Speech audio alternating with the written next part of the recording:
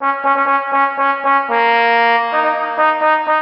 welcome Chef Bicarello to the world's greatest culinary competition. Good morning, everybody. I'm Chef Enrico Bicarello, and I work as chef mentor at State Hotel School of Turin in Italy.